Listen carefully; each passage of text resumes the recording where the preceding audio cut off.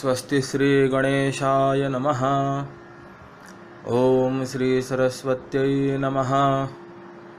ओम नमः श्री परमहंसास्वादित चरणकमलचिन्मकरन्दाय भक्तजनमानसनिवासाय श्रीरामचन्द्राय नमामि सद्गुरुं शान्तं सच्चिदानन्दविग्रहम् पूर्णब्रह्मपरानन्द निशमालन्दिवल्लभम्। ॐ पूर्णमदः पूर्णमिदं पूर्णात् पूर्णमुदच्यते पूर्णस्य पूर्णमादाय पूर्णमेवावशिष्यते। ॐ शान्तिः शान्तिः शान्तिः। अकारण करुणावरुणालय भगवंताच्या असीम कृपेने साधकांचे मैबाप कैवल्य साम्राज्य चक्रवर्ती संत सम्राट विश्वमौली ज्ञानोबारायांनी योगीराज श्री चांगदेवांना केलेला 65 ओव्यातून असलेला उपदेश, त्या उपदेशाचं तात्विक चिंतन करण्याकरता आपण प्रवृत्त झालो आणि जवळपास 34 ओव्यांचं चिंतन आपलं पूर्ण झालं। या ओव्यांमधून परमात्माच जगामध्ये यत्र तत्र सर्वत्र कणाकणात अणुरेणूत व्याप्त आहे हा विचारही आपण पाहिला आणि तो परमात्मा कसा आहे त्याचं स्वरूपही आपण पाहिलं आहे। किंबहुना ते असलेलं सुखस्वरूप मिळवण्यातच मानवी जीवनाची कृतार्थता आहे। वेदांतमूर्ती ब्रह्मनिष्ठ वैकुंठवासी श्री रंगनाथ महाराज गुरुजी यांनी चिंतन असं केलं की संसारिकांना जन्मभर बायका मुलं खेटरं मारतात आणि मरताना काळ खेटरं मारतो तरी पण माणसं संसार सोडत नाहीत, केवढा अधिकार म्हणे। तर संसारात सगळे लोक धनाच्या मागे लागतात, पण धन हे प्रारब्धाने मिळतं आणि मिळालेलं धन हे जात असतं। किंबहुना धन मिळवून मिळत नाही आणि घालवण्याचा प्रयत्न काही न करता गेल्याशिवाय ते राहत नाही। म्हणून धनाच्या मागे लागणारे जे आहेत तर त्यांना शहाणं म्हणता येत नाही। तर त्यापेक्षा जी वस्तू धनावाचून मिळते, जिला कोणी नेऊ शकत नाही आणि जी आपण स्वतः जात नाही, अशी जी वस्तू असेल ती वस्तू मिळवावी। आणि अशी वस्तू जर कोणती असेल तर तिचं नाव सुख असं आहे। सुख धनाकरता नाही, धन सुखाकरता आहे। म्हणून धन खर्ची घालून कर्मठ लोक उपासक हे स्वर्गातले आणि वैकुंठातले सुख मिळवतात, परंतु तेही फसले। कारण धनात नाश, अर्थ, कष्ट आणि लूट आहे आणि सुखामध्ये लूट नसली तरी नाश आहे। पण तुकोबारात स्पष्टरीतीने म्हणतात, नको वैकुंठीचा वास आहे तया सुखा नाश। म्हणून जन्य सुख म्हणजे भोगसुख, ऐहित्रिक किंवा पारत्रिक वैषयिक सुख मिळवू नये। त्यापेक्षा ज्याला कोणी नेत नाही, जे कधीही जात नाही, नष्ट होत नाही, असं मोक्षसुख मिळवावं आणि ते सुख म्हणजे हेच आपलं स्वरूप आहे। ते कसं आहे तर याविषयी पुढे सांगतात। किंवा आत्म्याच्या ठिकाणी सत्ता, प्रकाश आणि सुख यांची एकरूपता म्हणजे समानाधिकरण्य आहे, अद्वितीयता आहे, परंतु हे एकपण सांख्यिक नसून निरपेक्ष आहे। आणि ते निरपेक्ष एकपण पण गणना करता येण्यासारखं नाही, तर केवळ वाच्यवाचकता भावरहित चिन्मात्र स्वरूप आणि स्वसंवेद्य असा तो अन्य निरपेक्ष द्रष्टा आहे, असं हे पुढच्या ओव्यामध्ये सांगतात। जे देखिजते वीण एकले देखते पण हे असो आपण या आपण आपणची जे। म्हणजे याचा अर्थ असा आहे की जो आत्मा पाहण्याच्या विषया वाचून एकटा पहाणेपणा हेच त्याचं स्वरूप आहे, हे बोलणं असो किंवा आपल्याच स्वरूपामध्ये आपणच जो आहे. म्हणजे काय हो, तर जे परमात्म स्वरूप कसं आहे, तर ज्ञानरूप आत्मस्वरूप कोणालाही दृश्य न होताच आपणच द्रष्टेपणाने द्रष्टृत्वाने केवळ एकटं असतं. असं त्याचे किती म्हणून वर्णन करावं. म्हणून म्हणतात हे राहू द्या, आता हे असो, हे राहू द्या. तर आपण या आपण आपणची जे, म्हणजे जे ज्ञान आपल्याला आपणच, आपलं नातेवाईक वगैरे सर्व काही आहे, म्हणजे जे आत्मस्वरूप ज्ञान अद्वितीय आहे. याचा अर्थ असा की आत्मा हा ज्ञानरूप असल्यामुळे तो कोणासही दृश्य न होताच आपणच द्रष्टेपणाने एकटा आणि निरपेक्ष एकटा असा असतो. आता ही निरपेक्ष एकता कशी आहे हा विचार आपण करून आलेलो आहोत. आत्म्याचं स्वयंप्रकाशत्व हे दृश्यत्वा वाचून आहे आणि त्याच्या द्रष्टेपणाला तोच स्वतः निमित्त आहे. त्याचं ज्ञानस्वरूप स्वयंप्रकाशत्व कोण्या एका दृश्याचं प्रकाशन केल्यामुळे असं नैमित्तिक नाही आहे, तर निर्निमित्त आहे. जे द्रष्टेपण एकटं म्हणजे अद्वितीय आहे आणि तो अंगभूत स्वयंभूत द्रष्टा आहे.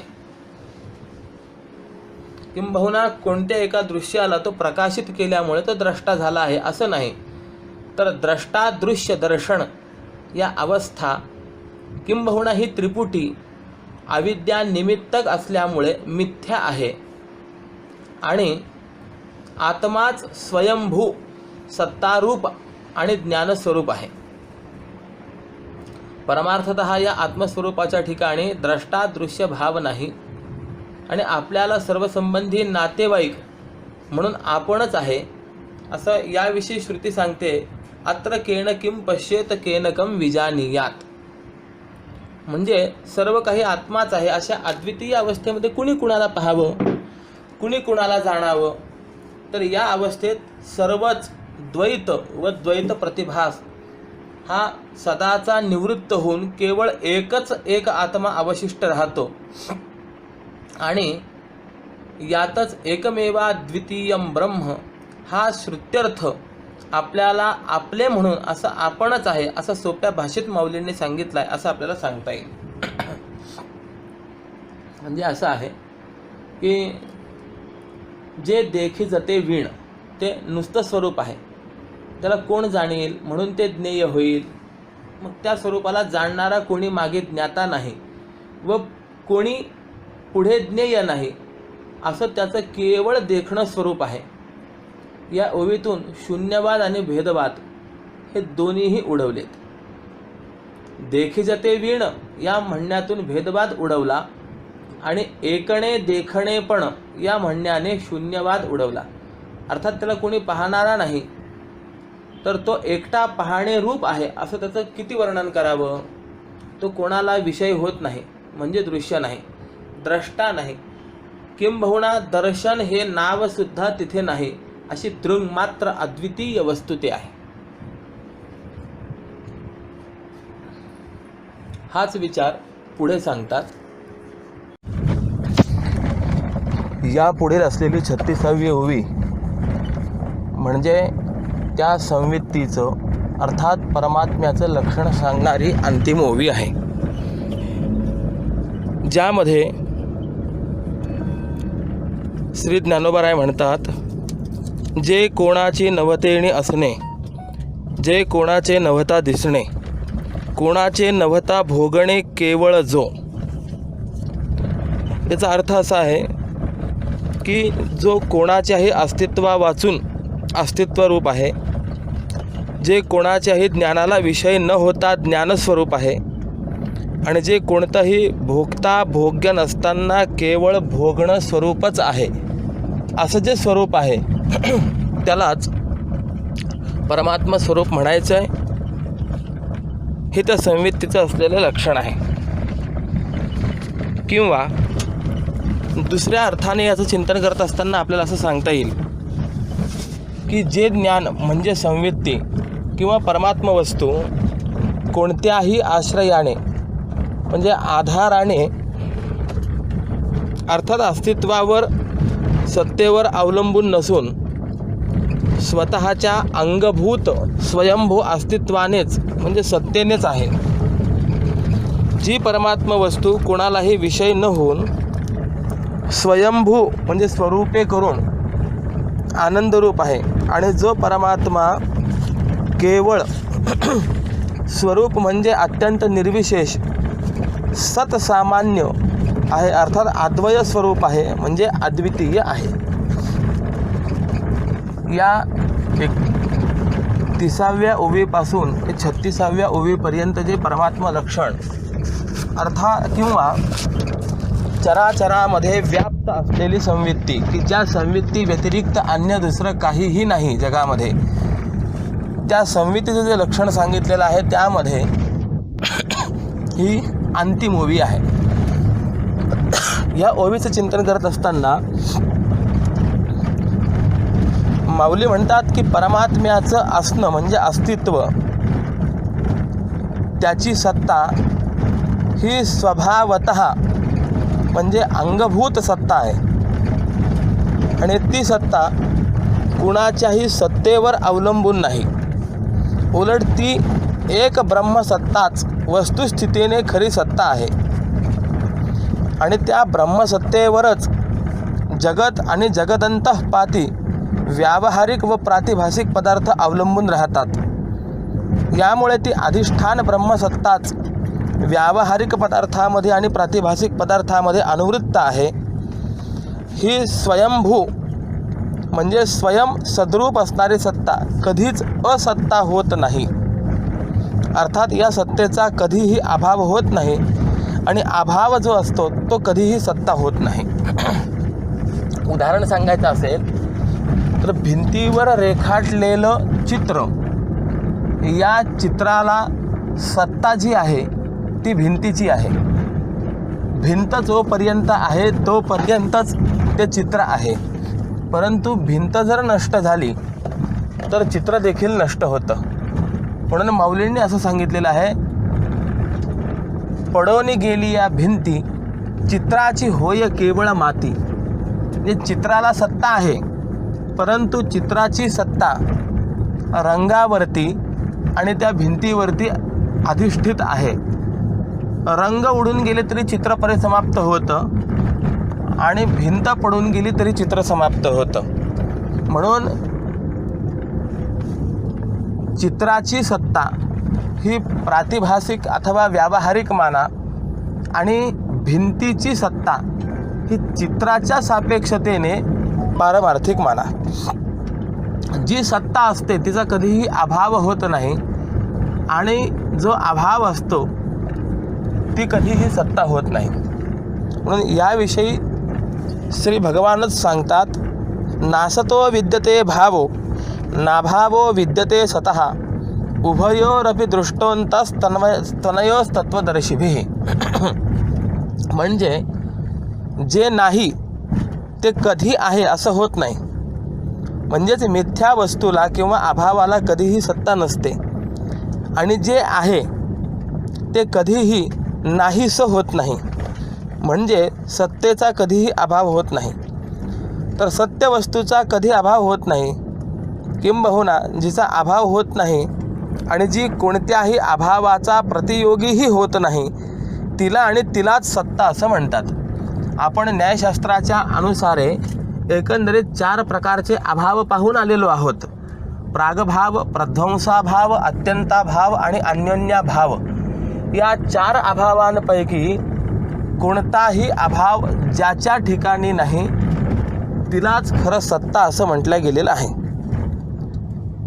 अर्थात सत्ता जी असते ती अनुत्पन्न स्वरूपाची असते, ती अविनाशी असते. सत्ता ही उत्पत्तीरहित असल्यामुळे तिचा प्रागभाव संभवत नाही. ती विनाशरहित असते त्यामुळे तिचा प्रध्वंसाभाव नाही. ती देशपरिच्छिन्न नसते त्यामुळे अत्यंताभाव नाही आणि ती सत्ता यच्च यावत पदार्थांमध्ये एकच सत्ता अनुवृत्त असते, त्याच एकमेव सत्तेशी सर्व पदार्थांचं तादात्म्य आहे. म्हणून अमुक एका पदार्थाचा सत्तेपेक्षा अमुक एक पदार्थाची सत्ता भिन्न आहे, अशा स्वरूपाचा परस्परांमधील जो भेद सिद्ध करणारा सत्तेचा अन्योन्याभाव आहे तो पण त्या ठिकाणी राहत नाही. आणि म्हणून सत्ता ही अभाव प्रतियोगीही नाही, तर तिच्या ठिकाणी सर्वच अभाव प्रतियोगित्वाचा अभाव आहे. असा सत्ता आणि अभाव किंवा सत्य आणि मिथ्या या दोन्हींचा निर्णय तत्व साक्षात्कारी महात्म्यांनी केलेला असतो किंवा जाणलेला असतो असं भगवंताचं मत आहे. असो, वेदांतशास्त्रामध्ये काही ग्रंथकारांनी आपापल्या ग्रंथामध्ये 2 तर कोणी 3 सत्ता मानलेल्या आहेत. तोच आपण विचार केलेला आहे मागे. पारमार्थिक सत्ता, प्रातिभासिक सत्ता आणि व्यावहारिक सत्ता. म्हणून त्याचा विचार विस्तृत रूपाने या ठिकाणी मी आत्ता करत नाही. परंतु थोडक्यात विचार असा की वस्तुस्थितीने एकमेव ब्रह्मसत्ता आहे आणि तद व्यतिरिक्त दृश्य, दृष्टी, द्रष्टा इत्यादी त्रिपुटीमय विश्वाची प्रातिभासिक सत्ता आहे असं काही ग्रंथकार मानतात. तर काही ग्रंथकार पहिली एक ब्रह्माची पारमार्थिक सत्ता, त्यानंतर दुसरी ईशसृष्ट विश्वाची व्यावहारिक सत्ता आणि तिसरी रज्जू सर्पादिकांची व स्वप्न प्रपंचाची प्रातिभासिक सत्ता असं म्हणतात. आणि या तीनही सत्तांच्या ओळखीसाठी त्यांच्या अनेक प्रकारे व्याख्या पण करतात. अर्थात जे पदार्थ ईशसृष्ट आहेत, ब्रह्मज्ञानाने ज्या पदार्थांचा ज्ञात्यासह बाध होतो आणि ब्रह्मज्ञानापूर्वी ज्यांचा बाध होत नाही, किंबहुना व्यवहार दशेमध्ये जे अबाधित आहेत, ज्यांचं अधिष्ठान ब्रह्मचैतन्य आहे, त्यांची व्यावहारिक सत्ता आहे. जे पदार्थ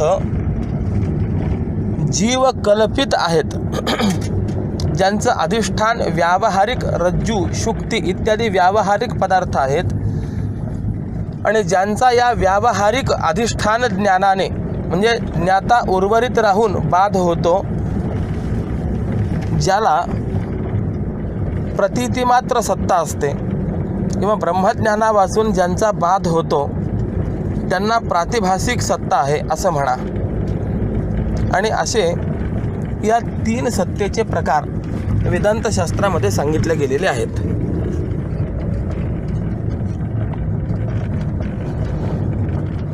ब्रह्मापेक्षा विश्वाचं स्वरूप आणि विश्वापेक्षा हे रज्जूवर भासणाधिकाऱ्या सर्पाधिकांचं म्हणजे स्वप्न प्रपंचाचं स्वरूप कसं निराळं आहे, हे मंदप्रज्ञ मुमुक्षूंच्या लक्षी येण्यासाठी सांगितलेले आहेत. परंतु तसं वास्तविक जर पाहिलं तर एकच परब्रह्माची पारमार्थिक सत्ता पुढच्या उभय सत्तेतील पदार्थांमध्ये व्याप्त आहे. प्रातिभासिक जीवसृष्टी हे प्रातिभासिक सत्तावान पदार्थांच्या अधिष्ठान व्यावहारिक पदार्थ आहेत आणि व्यावहारिक सत्तावान ईशसृष्ट पदार्थांचं अधिष्ठान पारमार्थिक ब्रह्म आहे. असा जरी त्यात स्थूल मानाने फरक दिसत असला तरीही अंततः दोघांचंही म्हणजे व्यावहारिक आणि प्रातिभासिक या दोघांचंही अधिष्ठान पारमार्थिक कूटस्थनित्य आणि त्रिकालाबाधित ब्रह्मच आहे आणि त्या उभयांमध्ये एकच पारमार्थिक परमात्म सत्ताच आहे. तिच्या आता कोणीही आधार किंवा अधिष्ठान नाही, म्हणजे त्या पारमार्थिक सत्तेचं कोणीही आधारही नाही आणि अधिष्ठानही नाही. तर ती परमात्म वस्तू कोणाच्याही सत्तेवर अवलंबून नाही असं सांगून या ओवीच्या पूर्वार्धामध्ये आत्मस्वरूप म्हणजे परमात्मा हा स्वयं सद्रूप सत्ता स्वरूप आहे असा सिद्धांत माऊलींनी या ठिकाणी व्यक्त केलेला आहे. जे कोणाची नवतेनी असणे यानंतर ही आत्मवस्तू म्हणजे परमात्मवस्तू कोणालाही विषय न होऊन स्वयंप्रकाश म्हणजे स्वयंचिद्रूप आहे. त्यामुळे तो इतरांना कोणालाही व स्वतःला विषय होत नाही, तर तो केवळ निर्विशेष चिन्मात्र ज्ञानमात्र आणि प्रकाशमात्र आहे. आणि हेच तत्पदलक्ष असलेल्या परब्रह्माचं परमात्म्याचं स्वरूप आहे.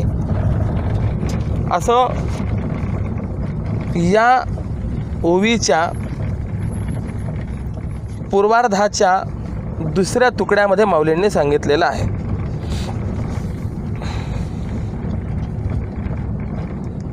आणि या सर्वाला अनुलक्षून माऊलींनी ज्ञानेश्वरीमध्ये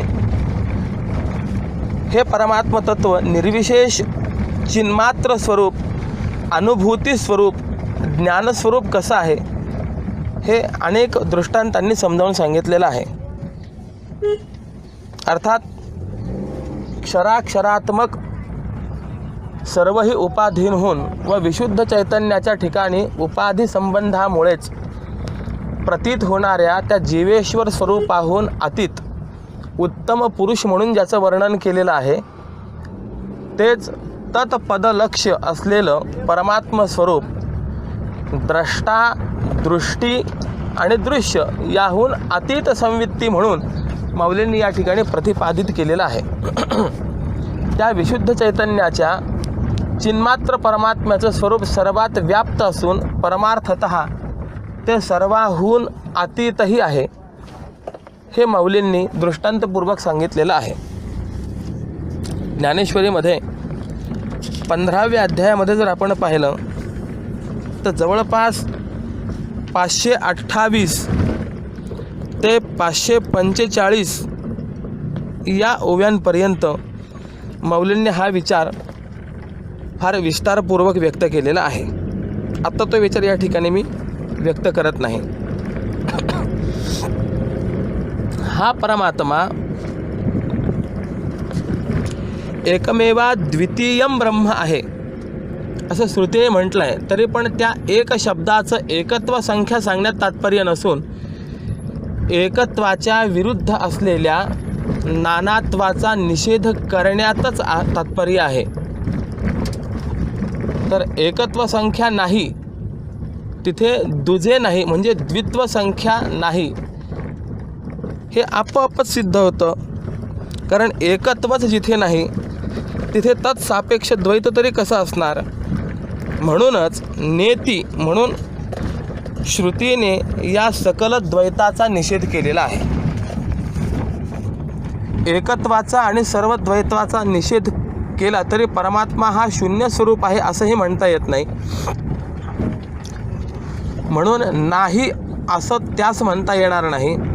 कारण अधिष्ठानभूत सत्तारूप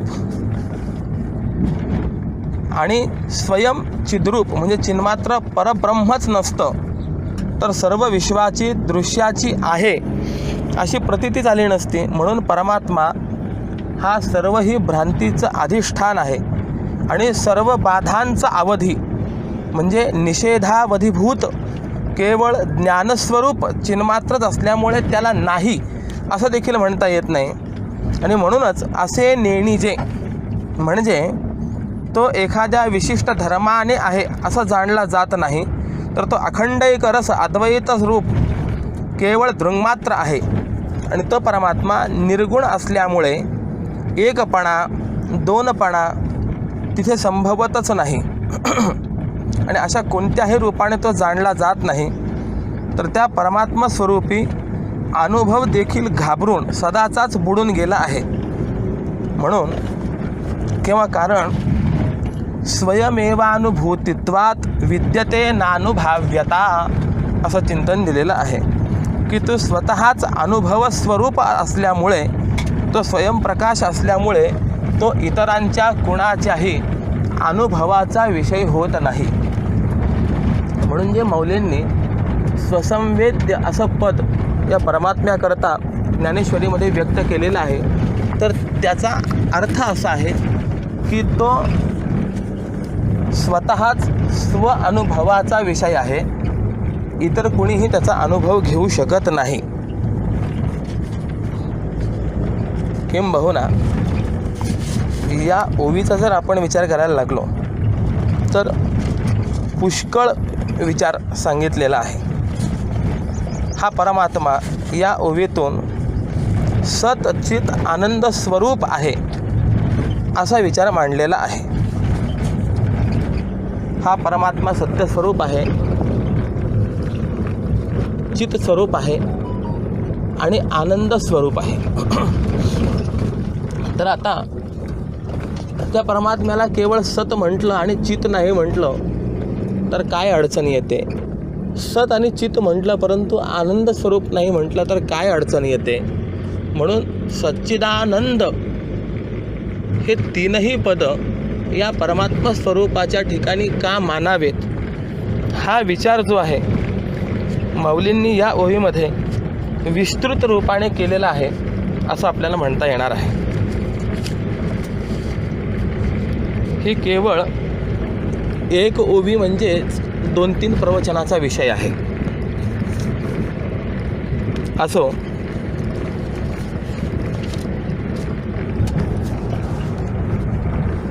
संक्षेपतः आणि आणखी सोप्या भाषेमध्ये जर या ओवीचं चिंतन आपल्याला व्यक्त करायचं तर आपल्याला असं म्हणता येईल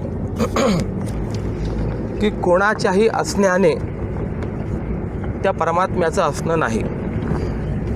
जसं डोळ्याच्या असण्याने घटाचं असणं आहे आणि मनाच्या असण्याने डोळ्याचे असणे आहे. कारण की डोळेच नसतील तर घट असूनही नसल्यासारखाच आहे ना. म्हणजे घटाचं असणं हे कशावरती आहे तर डोळ्याच्या असण्यावर आहे.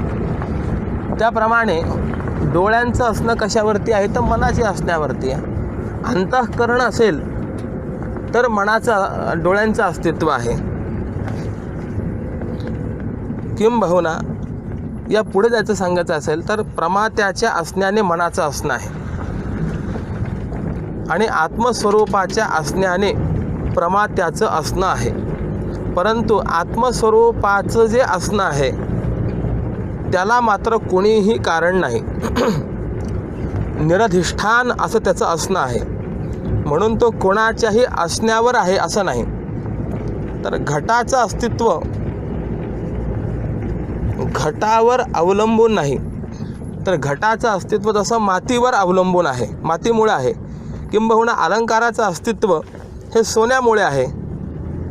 आमच्या अस्तित्वावर शरीराचं अस्तित्व आहे.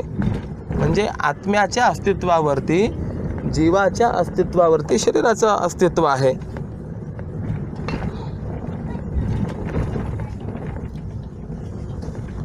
परंतु शरीराच्या अस्तित्वावर आमचं अस्तित्व आहे का तर नाही. आपल्या अस्तित्वाला नाश नाही, जन्म नाही, आधार नाही, अधिष्ठान नाही.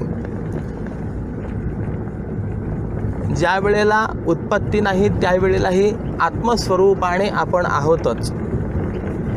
नाशानंतरही म्हणजे देहाच्या नाशानंतरही अस्तित्व रूपाने आपण सदाचे आहोतच. म्हणून असं सांगितलं जाईल की जगाचं अस्तित्व मायेमुळे आहे, मायेचं अस्तित्व ब्रह्मामुळे आहे. पण ब्रह्माचं अस्तित्व मात्र कुणावरही अवलंबून नाही, तर तो नुसता अस्थिरूपाने स्वयंप्रकाश आहे. आणि हे त्याचं असलेलं अस्थिरूप जे आहे यालाच सत असं म्हणायचं आहे. यानंतर दुसरं जे भगवंताचं लक्षण सांगितलेलं आहे ते चित लक्षण आहे. त्या चितालाच भाती असं म्हटलेलं आहे. कळणं, ज्ञान म्हणजे भाती. मग आता घटाच्या भातीला म्हणजे घटाच्या कळण्याला, घटाच्या ज्ञानाला आधार काय आहे तर प्रमाता आहे. प्रमात्याच्या आधारावर घटो भाती व घटाच्या अस्तित्वाला मृत्तिका आधार आहे. पण आत्म्याच्या अस्तित्वाला अन्य कोणीही आधार नाही आणि आत्म्याच्या भातित्वाला अन्य कोणी द्रष्टा नाही. म्हणजे मला घट कळतो पण मला मी कळण्याकरता आणखी कुणाचा आधार घ्यावा लागतो का की अहो मी कळण्याकरता मला अमुक कोणी पाहिजे असं काही होतं का कधी? तर नाही, मला मी कळतोच आणि मला मी कळण्याकरता जसं अन्य कुणाचाही आधार नाही, परंतु इतर मला कळण्याकरता मात्र मी असलाच पाहिजे, असा इतरांच्या कळण्याला मीच आधार आहे आणि मलाच मी कळण्याकरता कुणाचाही आधार नाही. त्यामुळे आत्म्याचं असलेलं भातित्व हे जे आहे तर हेही केवळ स्वमुळेच आहे. त्या आत्म्याच्या भातित्वाला अन्य कोणीही द्रष्टा नाही आणि आत्म्याच्या आनंदाला अन्य कोणी भोगताही नाही. बरं, आता तिसरं लक्षण परमात्म्याचं कोणतं सांगितलेलं आहे? तर आनंद हे लक्षण सांगितलेलं आहे. आनंद म्हटलं की त्या आनंदाला विषय लागतात, परंतु इथे तर विषयच नाहीत. मग जर विषय नसतील तर आनंद कसला किंवा कसा? तर माऊली सांगतात की स्वरूपानंदाला विषय लागत नाहीत.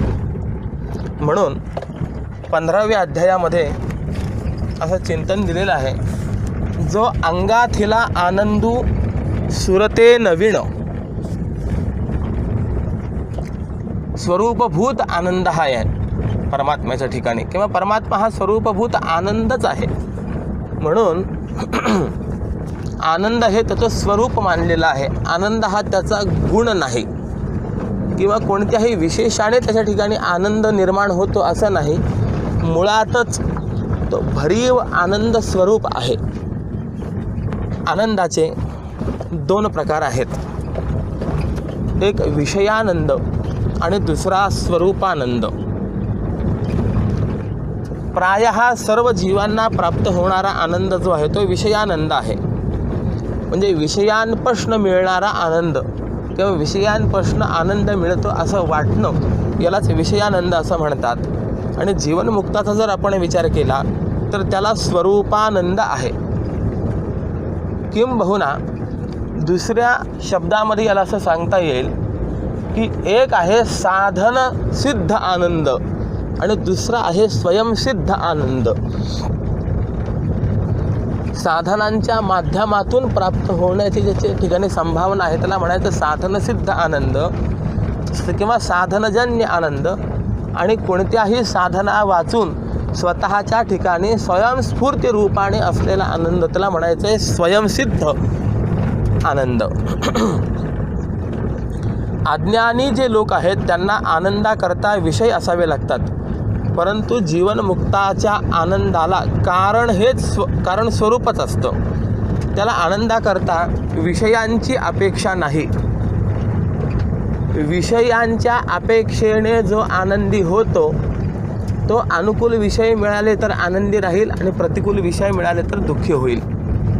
परंतु स्वरूप हेच ज्याच्या आनंदाला कारणीभूत आहे त्याच्या जीवनामध्ये अनुकूल प्रतिकूल असा कोणता विषयच राहत नाही. त्यामुळे कोणत्याही विषयाच्या प्राप्तीने किंवा हानीने त्याला सुखदुःख प्राप्त होत नाही. स्वप्नीचे राज्य का मरण नोहे हर्ष शोकासी कारण उपवढलिया जान जिया परी. माऊली म्हणतात स्वप्नामध्ये असलेलं राज्य किंवा स्वप्नातलं मरण हे जागृत अवस्थेला प्राप्त झाल्यानंतर जसं हर्षशोकाला कारणीभूत होत नाही, त्याप्रमाणे एकदा का जीवनमुक्ती प्राप्त झाली की त्या विषयांपासून सुखदुःख हे आपल्याला प्राप्त होत नाहीत. म्हणून त्या जीवनमुक्ताला आनंदाकरता विषयाची अपेक्षा नाही, परंतु हा सुद्धा वृत्त्यानंदच आहे आणि आत्मस्वरूप आनंदरूप आहे. म्हणून त्याच्या आनंदाला काहीही लागत नाही. म्हणून परमात्मा वस्तू अशी आहे की त्या आनंदाला भोग नाही. अवघे चित्रैलोक्य आनंदाचे आता चरणी जगन्नाथ चित्त ठेले किंवा आनंदाचे डोही आनंद तरंग आनंदाचे अंग आनंदाची ही अवस्था त्या ठिकाणी असते. म्हणून त्या आनंदाला भोग नाही. या परमात्मा वस्तूच्या भातित्वाला द्रष्टा नाही आणि परमात्म वस्तूच्या अस्तित्वाला आधार नाही, अशी परमात्म वस्तू अस्ति भाती प्रिय म्हणजे आनंद रूप आहे. ती अस्ति अशी नाही कळाली तर आधाराची गरज वाटते. या परमात्म वस्तूची भाती म्हणजे चित्तता अशी जर कळाली नाही तर त्याला द्रष्ट्याची गरज वाटते. आणि ही परमात्म वस्तू असा आनंद आहे असं जर न कळालं तर भोगत्याची गरज वाटते. परंतु वस्तुतः आत्म्याचा, परमात्म्याचा किंवा आपली जी आत्मवस्तू आहे त्या आत्मवस्तूचा कोणी आधार नाही अशी अस्ति वस्तू आम्हीच आहोत. आमचा कोणी द्रष्टा नाही म्हणजे आम्ही कोणाचे द्रष्टे नाहीत अशी भाती आम्ही आहोत. आणि आमचा कोणी भोगता नाही, आम्ही कोणाचे भोगते नाहीत असा आनंद आम्ही आहोत. म्हणून आता इथपर्यंत तत्पदाचा जो लक्ष्यांश आहे त्या लक्ष्यांशाचा आणि वाच्यांशाचा विचार केला. आपण आरंभाला विचार करून आलो होतो की चांगदेव 65चा आरंभ जो आहे हा तत्पदार्थ विचारापासून झालेला आहे. तत्पदार्थ विचाराच्या चिंतनापासून जो चांगदेव 65च्या विचाराचा आरंभ झाला तो या 36व्या ओवीपर्यंत तत्पदाचे वाच्यार्थ काय आहेत आणि तत्पदाचे लक्ष्यार्थ काय आहेत याचा विचार माऊलींनी अनेक उपपत्तींनी सांगितला. आणि त्या उपपत्ती व्यक्त करत असताना माऊलींनी अनेक दृष्टांतही त्या ठिकाणी दिलेले आहेत. सारांश आपल्याला काय घेता येईल तर तत्पदाचं लक्ष जगाला आधार आहे आणि तत्पदाचं वाच्य जगाला उपादान आहे. तसंच त्वम पदाचं लक्ष हे देहद्वयाधिष्ठान आहे आणि त्वम पदाचं वाच्य हे पाप पुण्याचा कर्ता आणि सुखदुःखाचा भोगता आहे. तत्वविवेचन करण्याकरता सामवेदाचं जे तत्वमसी महावाक्य आहे ते घ्यावं लागतं. चिंतन आणि निधिध्यासन करण्याकरता यजुर्वेदाचं अहम ब्रह्मास्मी हे महावाक्य घ्यावं. अनुभवात ठेवण्याकरता ऋग्वेदाचं प्रज्ञानम ब्रह्म हे महावाक्य घ्यावं लागतं. आणि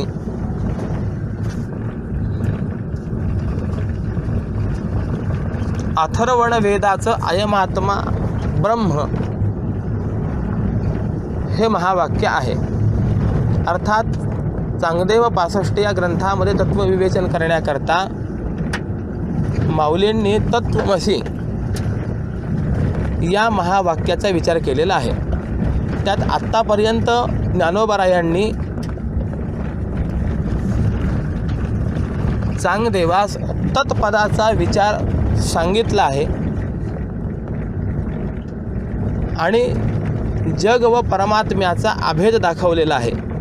आता याच्या पुढे त्या तत्पदाशी चांगदेवा तुझं ऐक्य आहे असा जीव आणि परमात्म्याचा अभेद प्रतिपादन करून ज्ञानोबराय चांगदेव या संवादातील उपदेश प्रकार किंवा तत्संबंधी होणाऱ्या सर्व गोष्टींचा संबंध ब्रह्मात्मैक्यामध्ये यत किंचितही बिघाड करत नाहीत असं ग्रंथाच्या शेवटीपर्यंत सांगणार आहेत.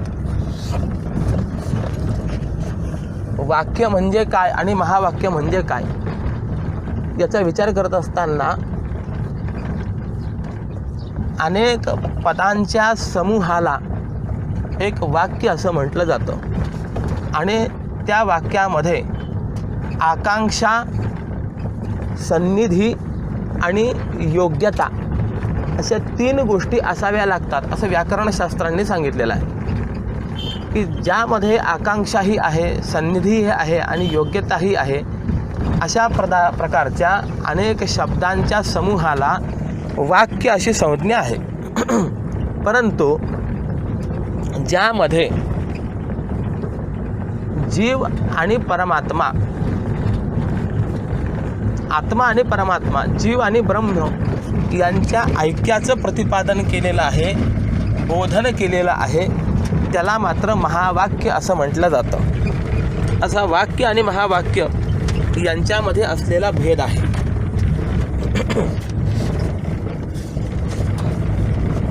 हे जे महावाक्याचं चिंतन आहे हे आपल्याला या पुढच्या ओवीपासून येणार आहे. किंबहुना आणखी सोप्या भाषेत जर सांगायचं असेल तर पहिल्या ओवीपासून 35व्या ओवीच्या अखेरपर्यंत तत्वमसी महावाक्यातील तत्पदाचा वाच्यार्थ आणि लक्षार्थ सांगून परमात्म्याचं तटस्थ लक्षण आणि स्वरूप लक्षण सांगून स्वरूप परिचय करून दिला. आणि त्वम पद वाच्यार्थाचा आणि लक्षार्थाचा काहीसा विचार आला असला तरी तो अटळ म्हणजे प्रासंगिक म्हणून आलेला आहे. तर तत्वमसी या महावाक्यातील तत्वम पदार्थ शोधन हे ब्रह्मात्मैक्य ज्ञानाचं अंतरंग साधन आहे. त्यामुळे त्वम पदाचं वाच्यार्थ आणि लक्षार्थ विवरण आणि तत्पद वाच्यार्थ लक्षार्थ विचार करणं हे अत्यंत महत्त्वाचं आहे. यापुढे चांगदेव पासष्टीचा प्रारंभ हा तत्पद आणि तत्पदार्थ शोधनापासून झालेला आहे. आणि त्याच्या अनेक कारणांपैकी एक महत्त्वाचं कारण असं की चांगदेव हे ब्रह्मात्मैक्य ज्ञानाव्यतिरिक्त 14 विद्या 64 कला संपन्न असून अष्टांग योगाभ्यासातही निष्णात अधिकारी होते. आणि त्यांनी योग महात्म्य करून 1400 वर्षपर्यंत कालातिक्रम केलाही होता. निग्रहाचा शेवट गाठून ते आत्मानंदामध्ये मग्न राहणारे होते.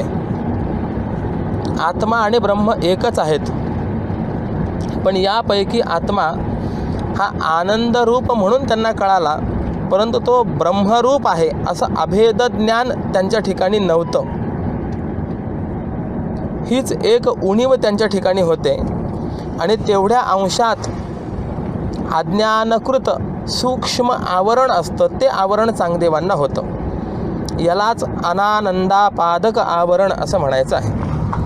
तर योगाभ्यासामुळे त्यांची त्वम पदाची शुद्धी म्हणजे त्वम पदार्थ शोधन झालेलं होतं, परंतु केवळ त्वम पदार्थ शोधन करून त्वम पदाचा पदशः अर्थ कळून किंवा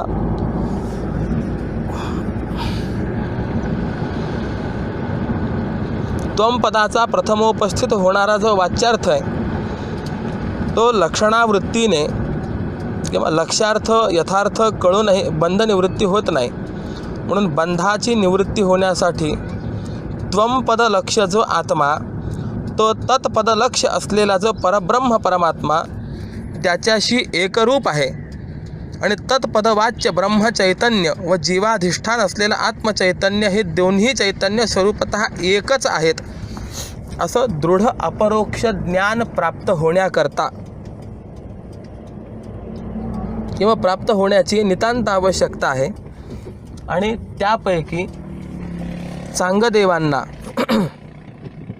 त्वम पदार्थ शोधन झालेलं होतं, परंतु जीव ब्रह्मैक्य ज्ञान प्राप्त झालेलं नव्हतं. आणि ते ज्ञान श्रोत्रिय ब्रह्मनिष्ठ सद्गुरूंपासूनच प्राप्त होतं. पण ते सद्गुरूंची अंतरंग व बहिरंग अनेक लक्षणं वेदशास्त्राने सांगितलेली आहेत. आणि ती सर्व लक्षणं जी आहेत ती माऊलींच्या ठिकाणी आहेत. माऊली श्रोत्रियही आहेत आणि ब्रह्मनिष्ठही आहेत. तर श्रोत्रिय या शब्दाचा अर्थ असा आहे की सर्व शास्त्रज्ञान संपन्न. किंबहुना एक ठिकाणी असं चिंतन आलेलं आहे, जन्मना जायते विप्रहा संस्कारात द्विज उच्यते. जन्मना जायते शूद्रः संस्कारात द्विज उच्यते.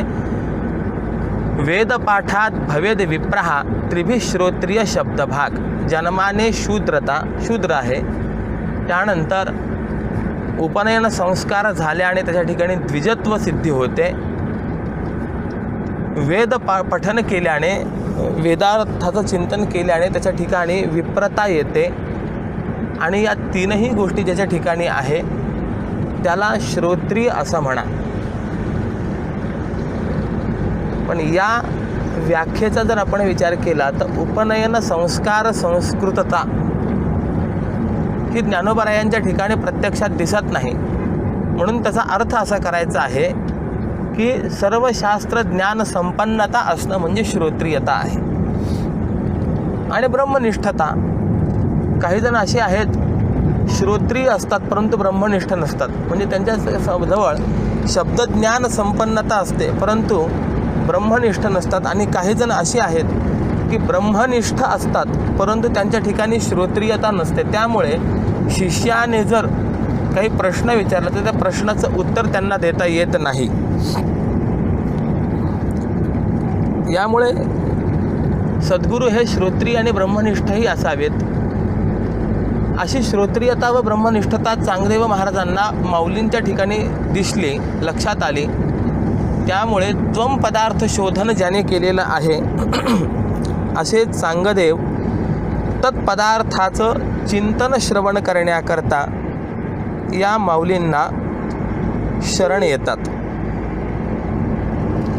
आणि असं असल्यामुळेच माऊलींनी देखील त्वम पदाचं यथावत संशोधन केलेल्या चांगदेवांना तत्पदार्थाच्या उपदेशाचा प्रारंभ करून आत्तापर्यंत तत्त्वमसी या महावाक्यातील तत्पदवाच्य स्वरूप आणि तत्पदलक्ष सच्चिदानंद परब्रह्मा स्वरूपाचं तटस्थ लक्षण आणि स्वरूप लक्षण हे विस्ताराने सांगून आता तत्पदाशी चांगदेवाचं म्हणजे त्वमपदलक्ष्याचं आत्मचैतन्याचं ऐक्य आहे, स्वरूपतः अभेद आहे असं सांगून सर्व जीवांची परमात्माशी ऐक्यस्थिती कशी आहे ती सांगणार आहेत. या अखिल विश्वात परमात्मरूप व आत्मारूप सत्ता प्रकाश सुखच म्हणजे सच्चिदानंदच अव्यभिचारी अखंड घनदाट ओतप्रोत व्याप्त आहेत असं, किंवा हे परब्रह्म पूर्ण आहे आणि जगही कार्यब्रह्म पूर्ण आहे. त्यामुळे संपूर्ण जगत किंवा अखिल विश्व हे सद्रूप चिन्मय आणि आनंदमय अशा परमंशात नित्यतृप्त प्रसन्न व पूर्णच आहे असा पूर्णवाद माऊली या ठिकाणी आता सांगणार आहेत. किंबहुना याविषयी श्रुतीने देखील असंच म्हटलेलं आहे, ओम पूर्णमदः पूर्णमिदं पूर्णात् पूर्णमुदच्यते पूर्णस्य पूर्णमादाय पूर्णमेवावशिष्यते. या श्रुतिवचनाचा अर्थ काय आहे तर अधः म्हणजे हे सुदूरवर्ती विश्वाच्या तळाशी असलेलं किंवा ते सुप्रसिद्ध सच्चिदानंद स्वरूप परब्रह्म ते पूर्ण आहे. इदम म्हणजे हे अगदी पूर्ववर्ती आपल्या अवतीभोवती असलेलं अनेकविध नामांनी रूपांनी प्रतीतीला येणारं विश्व हेही कसं आहे तर पूर्ण म्हणजे परब्रह्मच आहे. पूर्णात म्हणजे विवर्तोपादान कारण स्वरूप किंवा अधिष्ठान रूप असलेल्या परब्रह्मापासून जे उदच्यते म्हणजे उदयाला येतं, अभिव्यक्त होतं. केवळ आविर्भूत परब्रह्मापासून निर्माण होणारं विश्व ही ब्रह्मच. या रीतीने पूर्ण ब्रह्माचा व विश्वाच्या यथार्थ स्वरूप जाणल्यानंतर त्याचा विचार केला तर अर्थात सरते शेवटी बुद्धीत किंवा वास्तवामध्ये जे शिल्लक राहतं तेही ब्रह्मच. म्हणजे काय तर अंततः ब्रह्मविचार करता करता बुद्धी ही ब्रह्मस्वरूपच होते आणि ब्रह्मविचार हा करणारा पण ब्रह्मस्वरूपच होतो. अशी पूर्णत्वाची म्हणजे पूर्ण एकत्वाची अवस्था आहे. आणि अशा पूर्ण अवस्था लाभल्यानंतरच तत्र को मोहः कहा शोकः एकत्वम अनुपश्यतः की त्या पूर्णत्वामध्ये शोक मोह दुःख द्वैत दैन्य आणि तत्कारण आवरण अविद्या पूर्णतया मावळून जातात आणि नित्य निरतिशय आनंदाचा व पूर्ण सुखाचा किंवा रम्य समाधानाचा आविष्कार होतो. हाच औपनिषदिक पूर्णवादाचा किंवा पूर्णत्वाचा सिद्धांत माऊली या ठिकाणी व्यक्त करणार आहेत. हा उपनिषदांचा पूर्णत्वाचा सिद्धांत म्हणजे उपनिषद सार गीतेने ब्रह्मसूत्रांनी आणि ज्ञानेश्वर महाराजादी संतांच्या वाङ्मयांनी तात्विक खुलासा करून प्रतिपादन केलं आहे. या पूर्णत्वाच्या जीव ब्रह्मैक्याच्या स्थितीतच पूर्णवादाच्या कळण्यातच मानवी जीवन सफल व परिपूर्ण होते. म्हणून माऊली चांगदेवांना तत्त्वमसी या महावाक्याचा अर्थ सांगून पूर्ण ऐक्यस्थिती सांगतात. आणि अशी ती पूर्ण ऐक्यस्थिती सांगणारी जी ओवी आहे किंवा आपण आरंभाला असा विचार करून आलो की चांगदेव 65 हा ग्रंथ ज्या हेतूने निर्माण झाला, जो सिद्धांत व्यक्त करण्याकरता प्रगट झाला, तो सिद्धांत रूप असणारी जी ओवी आहे ती ओवी म्हणजे ही असलेली 37वी ओवी, तत्त्वमसी महावाक्याचं प्रतिपादन करणारी ओवी. तया पुत्र तू वटेश्वराचा, रवा जैसा कापुराचा, सांगया मज तुझ आपण याचा बोल ऐके. याचा अर्थ असा आहे की हे चांगदेवा त्या वटेश्वराचा म्हणजे परमेश्वराचा तू पुत्र म्हणजे अंश आहे. उदाहरण देतात, जसा कापराचा रवा म्हणजे कण हा कापूर रूपच असतो, तसा तो परमात्मा रूपच आहे. आता माझ्यामध्ये आणि तुझ्यामध्ये अनादिसिद्ध असलेल्या ऐक्याविषयीचा बोल म्हणजे त्याविषयीचा संवाद म्हणजे त्या संबंधीचे जे सहज बोलणं आहे ते तू आता सावधानपूर्वक ऐक असं या ठिकाणी सांगतात. किंबहुना या ओवीकरताच म्हणजे या सिद्धांताकरताच ही चांगदेव 65 प्रस्तुत झालेली असल्यामुळे आपण देखील या ओवीचाच विस्ताराने विचार करणार आहोत. या एका ओवीभोवती या एका सिद्धांताभोवताली संपूर्ण 65 फिरत आहे.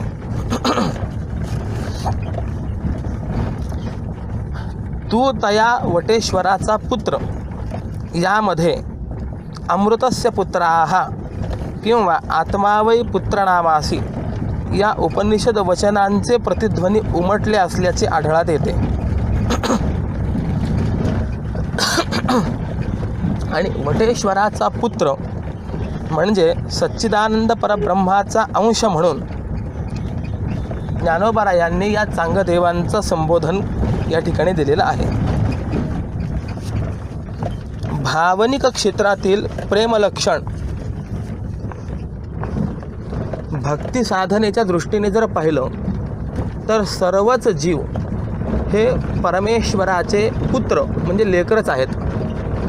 पण जो विशेष मुमुक्षू किंवा जिज्ञासू भक्त असतो तो परमेश्वराचा लाडका आवडता पुत्र असतो, आवडता भक्त असतो असा यातला भाव आहे. जे ज्ञानी भक्त आहेत त्यांना तर परमात्मा ज्ञानी त्वात्मैव मे मतम असं म्हणतात. म्हणजे ज्ञानी भक्ताला तर परमात्मा आत्माच मानतो. किंबहुना भक्तास्ते तीव मे प्रियाः असं सांगून ज्ञानोत्तर प्रेमलक्षणात्मक भक्ती करणारे भक्त तर मला अत्यंत प्रिय आहेत असं भगवंतांनी स्वतःच म्हटलेलं आहे. तोच आशय तया वटेश्वराचा तू पुत्र या वाक्यामध्ये आहे. पुत्र म्हटलं तर तो पित्याहून वेगळा स्वतंत्र अस्तित्वाने राहत असतो. पण तसा स्वतंत्र अस्तित्वाचा वा अंशी भावाचा भेद या ठिकाणी नाही. कारण की कापुराचा कण पण जसा तो एकरूप कापूरच असतो त्याप्रमाणे तू परब्रह्माशी सदाचाच एकरूपच आहेस असा विशेष आशय माऊलींनी या ठिकाणी व्यक्त केलेला आहे. आणि यानंतर आता मज तुझं ही जी भाषा आहे तर ही भाषा एकेरी भाषा आहे. आम्ही तुम्ही ही भाषा जी आहे तर ही आदराची भाषा आहे, परंतु ही माझं तुझं असं जे सांगणं आहे की माझा तुझा संवाद, तर वस्तुतः हा विचार करा, चांगदेव जर शरणागत आलेले आहेत आणि ज्ञानोबा रायांच्या विषयी जर पूज्य भाव आदरभाव व्यक्त करणारे आहेत, तर त्या ठिकाणी अरेतुरीची भाषा योग्य आहे का? किंवा दुसरा विचार असा,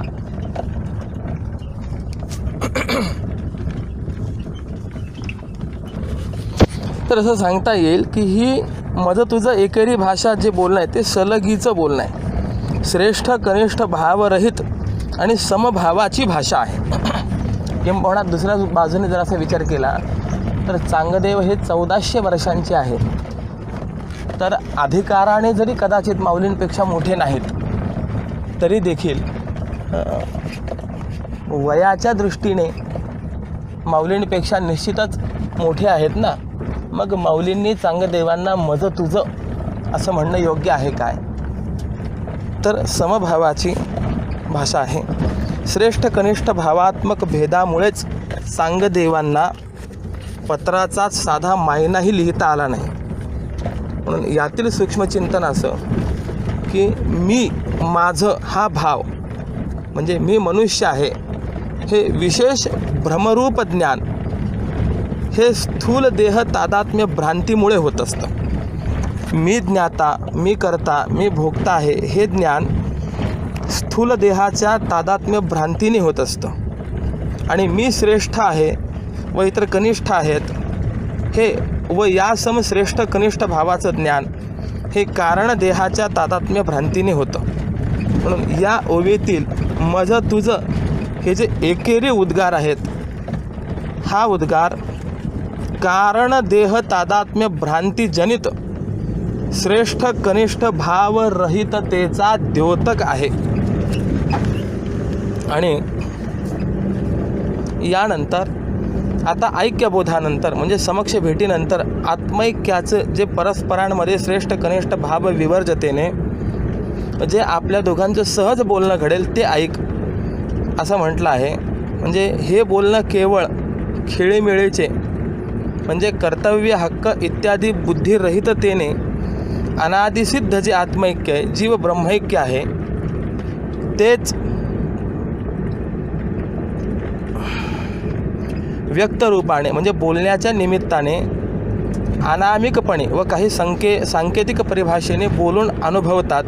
अशा प्रसंगी केवळ बोलण्याच्या विषयाचं किंवा वक्तृत्वाचं महत्त्व नसून अनादि जे ऐक्य आहे तेची निवडे, यासाठी ते सिद्धानुवाद रूप बोलणं असतं. आणि ते बोलणं तू ऐक असा उपदेश जो आहे माऊलींनी केलेला आहे. वेदामध्ये 4 वेदाची जी 4 प्रधान महावाक्य आहेत, तत्वमसी, अयमात्मा ब्रह्म, प्रज्ञानम ब्रह्म आणि अहम ब्रह्मास्मी, ते हेच 4 महावाक्य आहेत. आणि या महावाक्यांचा उपदेश श्री गुरूंनी अधिकारी शिष्याला केला तर त्याला ब्रह्मात्मैक्य ज्ञान अपरोक्ष रूपाने होतं. असं ब्रह्मात ज्ञान होण्याकरता श्रुतीतील उपर्युक्त महावाक्याचीच आवश्यकता आहे असं नाही, कारण ब्रह्मापरोक्ष ज्ञान व मोक्ष हे दृष्टफळ आहे. आणि तत्वमसी इत्यादी समस्त महावाक्यांचा अभेदार्थ हा ज्याच्यामध्ये आहे प्रतिपादन केलेला आहे ते कोणत्याही भाषेतील वाक्य हे महावाक्यच आहे असं म्हटलं जातं.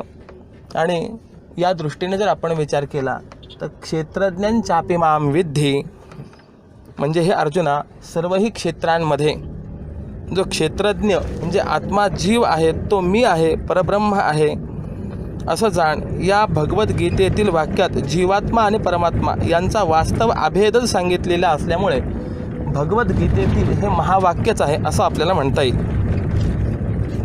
तात्पर्य काय आहे तर या सर्व क्षेत्रात म्हणजे शरीरात जो क्षेत्रज्ञ आहे, जो सर्व क्षेत्राते संगोपोणी असे, जो या सर्व शरीरांना मी देह आहे किंवा या सम अभिमान धारण करून अन्नपानादिकांच्या द्वारा परिपालन करून किंवा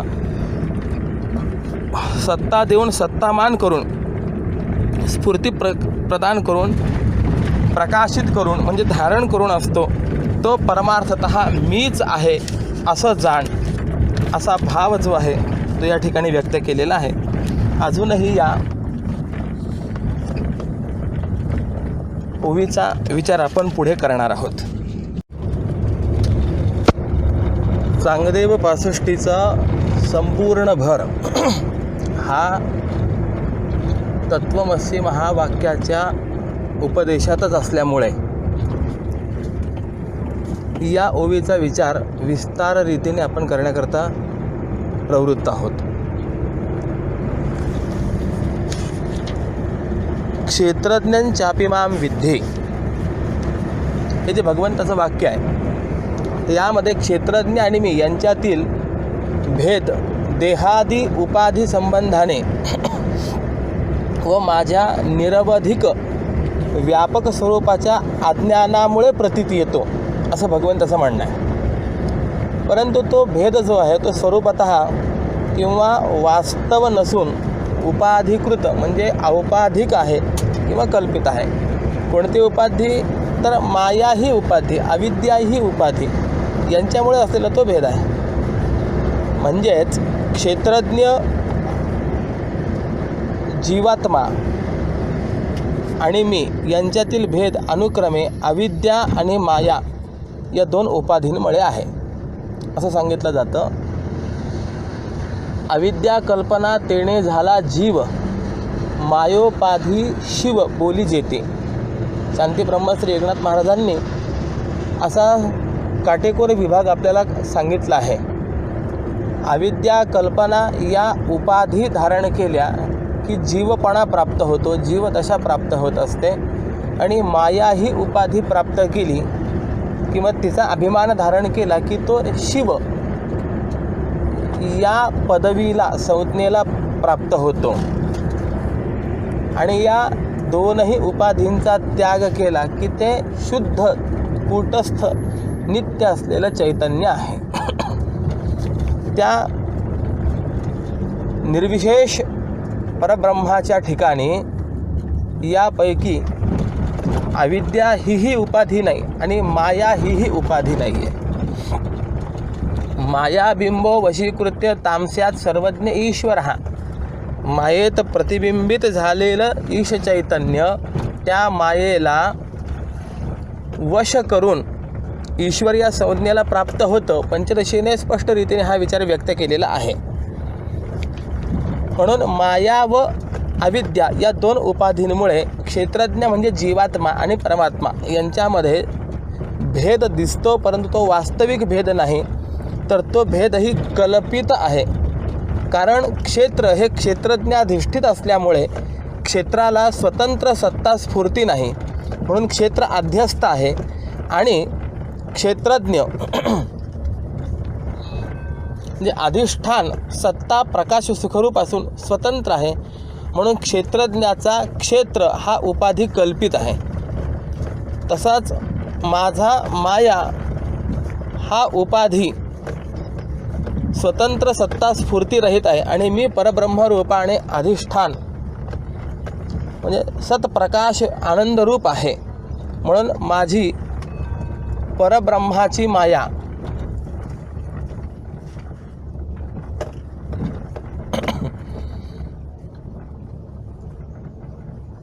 ही उपाधी अध्यस्त आहे म्हणून कल्पित आहे. म्हणून क्षेत्रज्ञ आणि मी यांच्यातला भेद औपाधिक आणि कल्पित असून तो परमार्थतः मीच आहे, असंच या गीतेच्या महावाक्यातलं तात्पर्य आहे. आणि हाच आशय माऊलींनी हरिपाठामध्ये एक हरी आत्मा जीव शिव समा या वाक्यात व्यक्त केलेला आहे. किंबहुना या वाक्यात तत्वमसी या महावाक्यातील जीव शिवाचा आत्मा व हरी या रूपाने वास्तव अभेदार्थच सांगितलेला आहे. म्हणून हरिपाठातलं हे महावाक्य आहे. यात जीव आणि शिव यांच्यामध्ये अनुक्रमाने एक हरी म्हणजे ब्रह्मचैतन्यच सम म्हणजे साधारण व्याप्त आहे. आणि म्हणून जीवाधिष्ठान आत्मा व शिवाधिष्ठान हरी यांचं परमार्थतः ऐक्य आहे असा या वाक्यातील विवक्षित अर्थ होतो.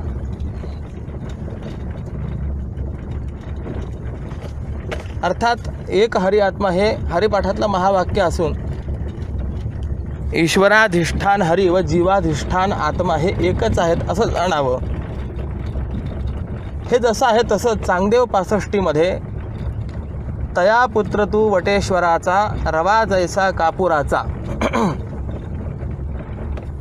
जसा कापुराचा इवलासा कण म्हणजे कापूर रूपच असतो त्याप्रमाणे तू त्या परमात्म्याचा पुत्र म्हणजे त्याचाच तू अंश आहेस, म्हणजे तू परमात्मा रूपच आहेस असा या वाक्यातही तत्वमस्यादी वेदोपदिष्ट महावाक्यांचा अभेदार्थ अखंडार्थच प्रतिपादन केलेला आहे. त्यामुळे चांगदेव 65तील हे महावाक्य आहे असं म्हणायला हरकत नाही आहे.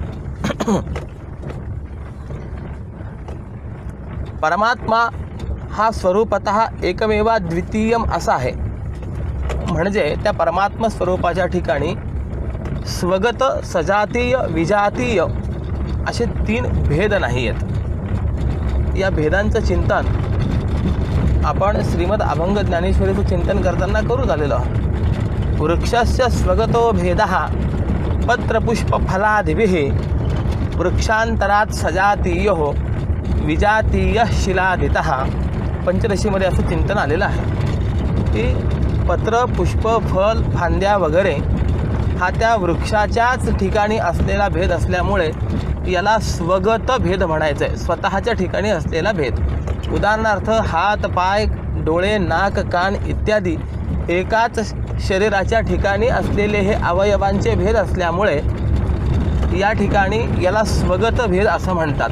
किंबहुना ज्या ठिकाणी सावयवता असते त्या ठिकाणी स्वगत भेद असतो असं चिंतन करायचं आहे. यानंतर वृक्षांतरात सजातीय म्हणजे एक आंब्याचं झाड आहे, एक जांभळाचं आहे, एक लिंबाचं आहे, एक बाभळीचं आहे, हा यांच्यामध्ये असलेला भेद. यांच्यामध्ये वृक्षत्व जाती ही समान आहे. आंब्याचं असेल, लिंबाचं असेल, जांभळाचं असेल तरी ते झाडच आहे, वृक्षच आहे. त्यामुळे यांच्या ठिकाणी असलेला जो भेद याला म्हणायचं सजातीय भेद. आणि दगड व झाडं यांच्या ठिकाणी वेगवेगळ्या जाती आहेत. दगडाच्या ठिकाणी पाषाणत्व जाती आहे आणि झाडाच्या ठिकाणी वृक्षत्व जाती आहे. यामुळे 2 भिन्न जाती झाल्यामुळे हा विजातीय भेद आहे. 2 माणसांमध्ये असलेला भेद तो मनुष्य म्हणजे मनुष्यत्व जाती ही दोघांमध्ये समान आहे म्हणून त्याला म्हणायचं आहे सजातीय भेद. परंतु मनुष्य आणि पशु, मनुष्य आणि माकड यांच्यामध्ये असलेली जाती ही बदलत असल्यामुळे त्याला विजातीय भेद म्हणायचं आहे. तर असे स्वगत, सजातीय, विजातीय भेद या परमात्म्याच्या ठिकाणी नाही. कारण हा परमात्मा निरवयव, निरंश असल्यामुळे त्याच्यामध्ये स्वगत भेद नाही. आपण पाहून आलो ज्या ठिकाणी सावयवता आहे त्या ठिकाणी स्वगत भेद असतो. त्याबरोबर जीव आणि ईश्वरात परब्रह्म हेच समव्याप्त असल्यामुळे सजातीय भेद नाही. आणि परब्रह्मा व्यतिरिक्त विश्वाला स्वतंत्र सत्ता नसल्यामुळे विजातीय भेद नाही. आणि आत्मा म्हणजे सर्वव्यापक सत्ता आहे. या परब्रह्मालाच जीवाधिष्ठान म्हणून आत्मा असं म्हणतात. किंबहुना आपण मागे देखील आत्मा शब्दाच्या काही व्याख्या पाहून आलेलो आहोत. पुन्हा एकदा सांगतो. आत्मा शब्दाची व्युत्पत्ती असा अर्थ अभिव्यक्त करते. यच्चाप्नोति यथा दत्ते यच्चाप्येयानः यच्चास्य संततो भावस्तस्मादात्मेति गीयते.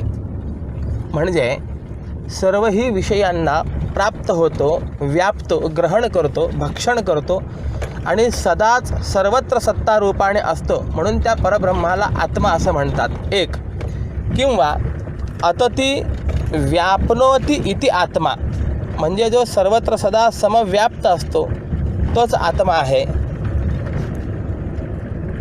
जो अखंडार्थ तत्वमसी या महावाक्याचा आहे तोच अखंडार्थ तया पुत्र तू वटेश्वराचा या वाक्यातही सांगितलं आहे. छांदोग्य उपनिषदामध्ये तत्वमसी या महावाक्याचा उपदेश उद्दालकांनी श्वेतकेतूला केल्याचं वर्णन आहे. स एषो निमयितमात्म्यमिदं सर्वं तत्सत्यं स आत्मा तत्वमसी श्वेतकेतो. या श्रुतिवाक्याचा आशय असा की या सृष्टीच्या उत्पत्तीच्या पूर्वी जे एक अद्वितीय सतरूप ब्रह्म होतं ते अणिमा म्हणजे अत्यंत सूक्ष्म आहे आणि ते सर्व ही जगत ब्रह्मरूप आहे.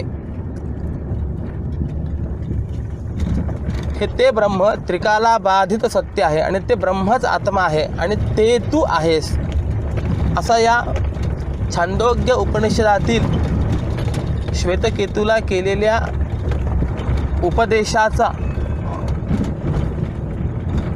शब्दशः अर्थ आहे. आणि तया पुत्र तू वटेशाचा तोच अर्थ या चांगदेव पासष्टीतील वाक्याने या ठिकाणी व्यक्त केलेला आहे.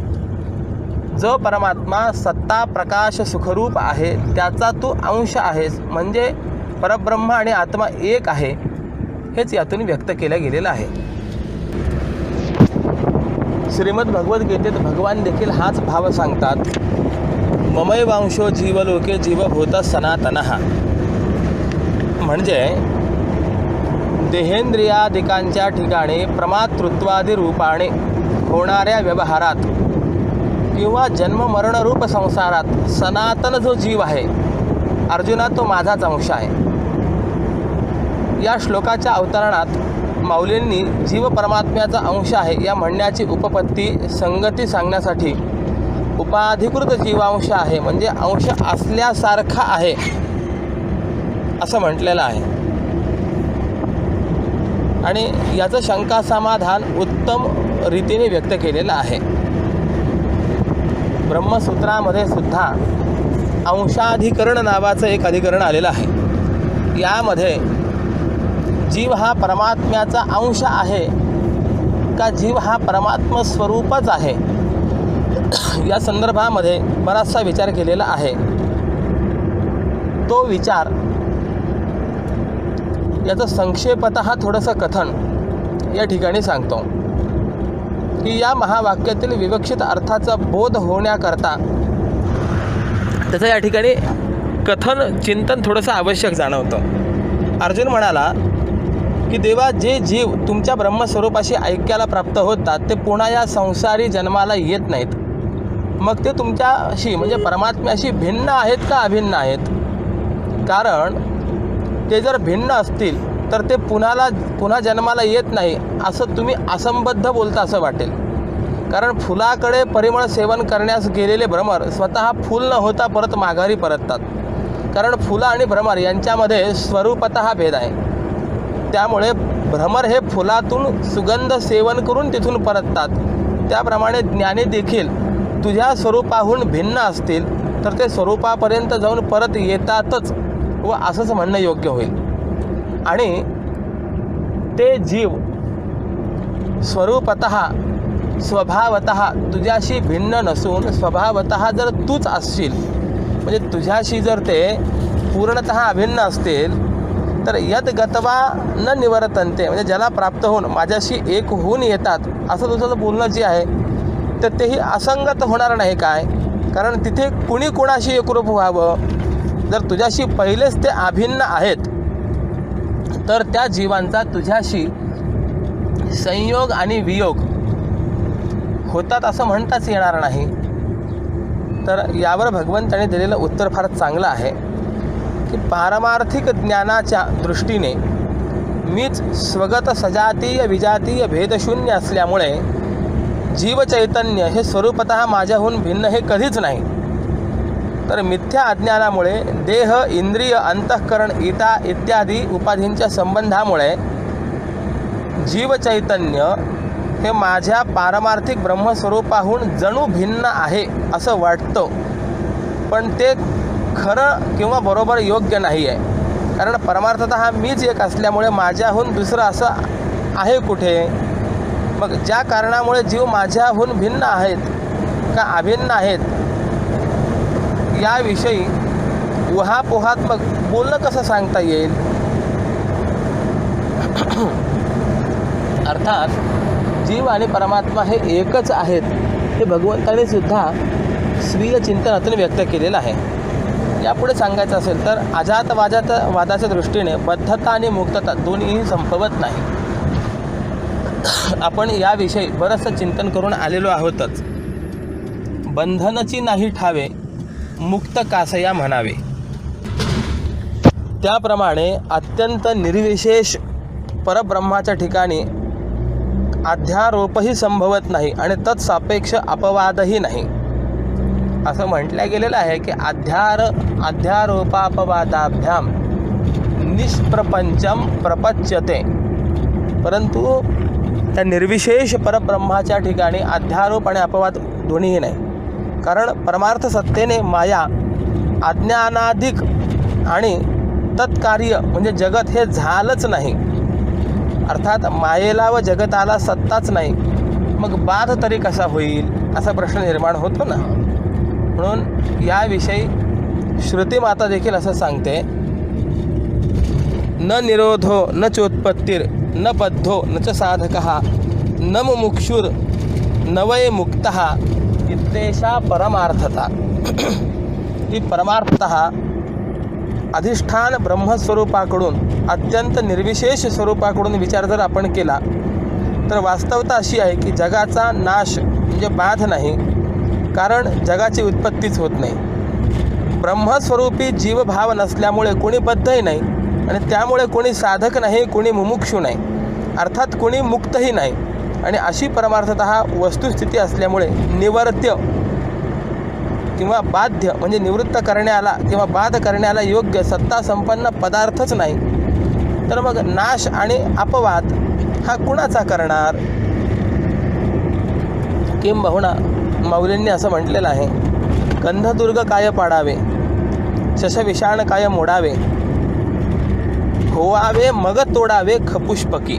म्हणजे गंधर्वदुर्ग असावे म्हणजे त्याला सत्ता असावी तर ते पाडणं संभवनीय आहे, परंतु अस्तित्वच नाही तर गंधर्वदुर्ग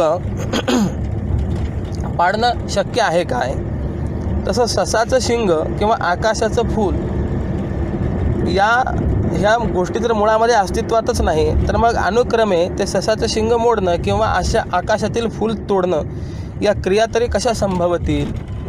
ह्या जशा संभवत नाही त्याप्रमाणे ब्रह्मस्वरूपाच्या ठिकाणी व्यष्टी जीवभाव आणि समष्टी जगत हेच जर नाही तर मग कोणाचा जीवभाव आणि कोणाचा बद्धपणा निवृत्त करणार, कुणाचा अपवाद करणार? म्हणून किंबहुना विशुद्ध स्वसंवेद्य ब्रह्माच्या ठिकाणी अज्ञान संभवतच नाही, त्यामुळे बद्धताच नाही. मग तिथे गुरुशिष्य भाव किंवा गुरुपदिष्ट तत्त्वमस्यादी महावाक्यजन्य बोधद्वारा अज्ञान आणि तत्कृत बद्धता तरी कुणाची असणार आणि कशी निवृत्त होणार? म्हणून असं सांगतात की परमार्थतः परब्रह्म श्रीहरी हा अव्यक्त आहे, अत्यंत निर्विशेष आहे, ज्ञातत्व धर्मरहित आहे, बद्धता मुक्तता रहित आहे. जसा तो ज्ञातत्व धर्मरहित तसा अज्ञातत्व धर्मरहितही आहे. स्वयंप्रकाश आहे, अध्यारोपापवाद रहित आहे. आणि असा असला तरी देखील माया म्हणजे प्रकृती संबंधामुळे सर्वज्ञ, सर्वशक्ती, सत्यकाम, सत्यसंकल्प, सर्वनियामक इत्यादी जगतकारणाला व जगतकर्तृत्वाला उचित आणि आवश्यक असणाऱ्या सर्व गुणांना प्राप्त होतो आणि सर्व जगताला अभिन्न निमित्तोपादान कारण होतो असा विचार या ओवीतून स्पष्टतः व्यक्त होतो. आणखी जीवब्रह्मैक्याच्या विषयी जो भाव व्यक्त केला गेलेला आहे त्याचं चिंतन आणि याच 37व्या ओवीचं चिंतन आपण पुढच्या सत्रामध्ये देखील करणार आहोत. आत्ताचं हे वाङ्मयीन पुष्प भगवत चरणारविंदी स्वामीजींच्या चरणारविंदी समर्पित करून माझ्या वाक्प्रपंचाला या ठिकाणी मी विराम देतो. ओम पूर्णमदः पूर्णमिदं पूर्णात् पूर्णमुदच्यते पूर्णस्य पूर्णमादाय पूर्णमेवावशिष्यते. ओम शांतिः शांतिः शांतिः. कुंडलिकवरदा हरी विठ्ठल श्री ज्ञानदेव तुकाराम पंढरीनाथ भगवान की जय. माऊली ज्ञानेश्वर महाराज की जय. जगद्गुरु श्री तुकाराम महाराज की जय. श्रीमद सच्चिदानंद सद्गुरु श्री स्वामी स्वरूपानंद महाराज की जय. नमः पार्वती पतये हर हर महादेव हर. ओम राम कृष्ण हरी.